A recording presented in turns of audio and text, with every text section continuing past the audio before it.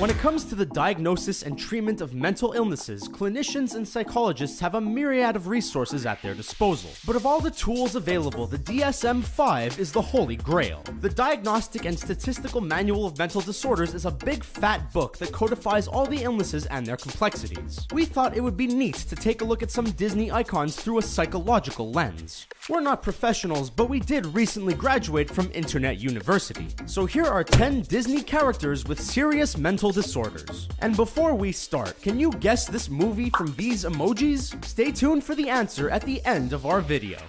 Hades from Hercules and intermittent explosive disorder. The main antagonist in 1997's Hercules is literally animated to be a hothead. What? Okay, fine, I'm cool, I'm fine. And even though Hades is aware of his temper, he just can't seem to get a handle on it. Suffering embarrassment at the hands of infant Hercules, the ruler of the underworld seeks to have the boy killed, which feels like more than a slight overreaction. Those afflicted with intermittent explosive disorder are prone to outbursts and temper tantrums that come about with almost no warning, and depending on the person, sometimes ends with injury, property damage, or both. Hades' outbursts are more intense than the situation calls for. Even his underlings are afraid of him. Alice from Alice in Wonderland and schizophrenia. When thinking about the story of Alice in Wonderland, 3 letters come to mind: WTF.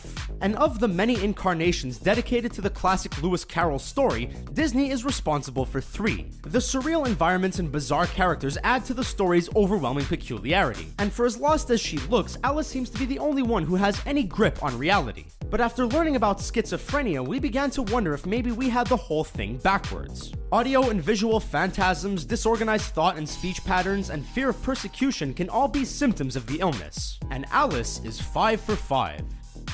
Gaston from Beauty and the Beast and narcissistic personality disorder. Now here's a guy who has an entire musical number devoted to his malady, Belle's oh-so-charming suitor Gaston. And while we thought he was just a turbo jerk, it turns out the overconfident oaf has a textbook case of narcissistic personality disorder. For evidence, one need only look at the lyrics of his song. It's 3 straight minutes of bragging, a hallmark of the disorder. Signs of NPD include an inflated sense of self and tendency to look down upon others. Gaston can't handle criticism or rejection, but sees himself as the most important, strongest, admired man who ever lived. Plus, no one can eat 4 dozen eggs in one sitting, so I guess he's also a liar. Ariel from The Little Mermaid and hoarding. If we learned anything from The Little Mermaid, it's that the ocean is full of trash. Sunken ships litter the ocean floor, their contents spilled all over the place.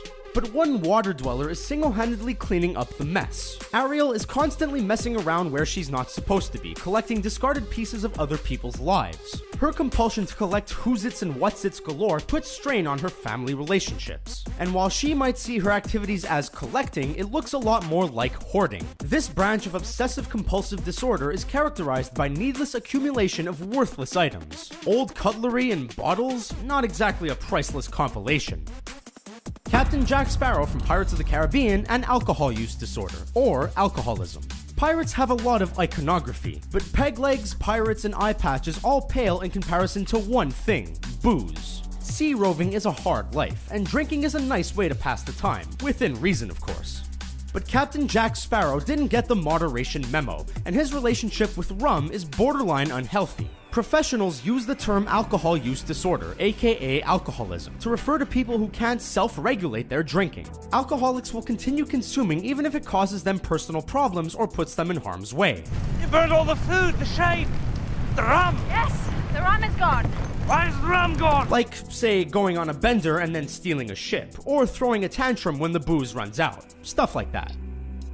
Cruella de Vil from 101 Dalmatians and psychopathy. Every story needs a villain, and Cruella de Vil is one of Disney's most iconic. The would-be puppy murderer is a straight-up psychopath, and here's how we know.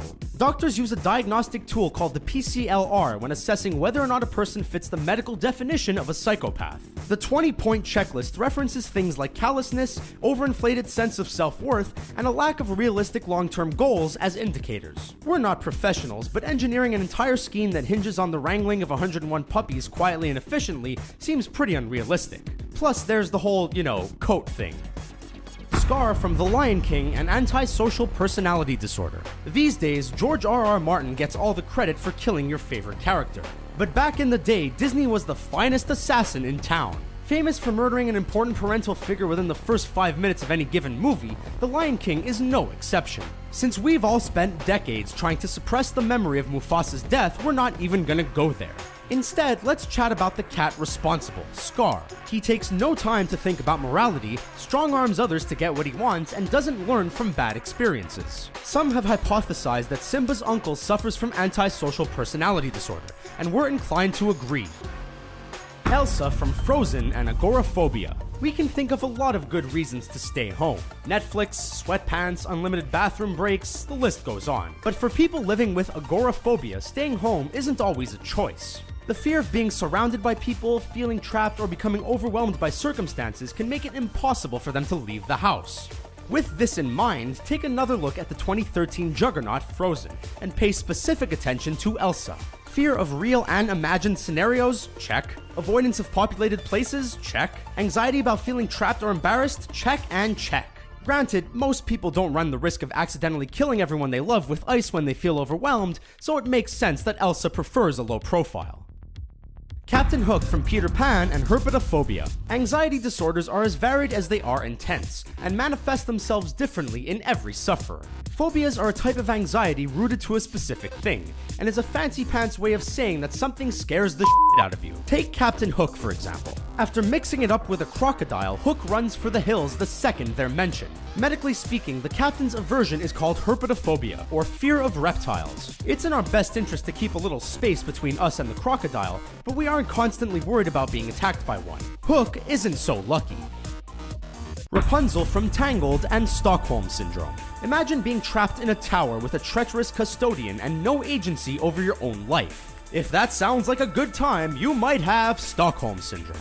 After the release of Tangled in 2010, people couldn't help but notice Rapunzel's tendency to side with her malicious captor. And the conversation is still happening today. A victim's attempts to align with, sympathize, or otherwise defend their jailer is clear indication of the syndrome, and makes absolutely no sense to anyone outside of the captor-captive relationship. It's clear to the audience that Mother Gothel is an abusive guardian, but Rapunzel interprets her behavior as being rooted in love, not power. What do you think? Are there any other characters we missed?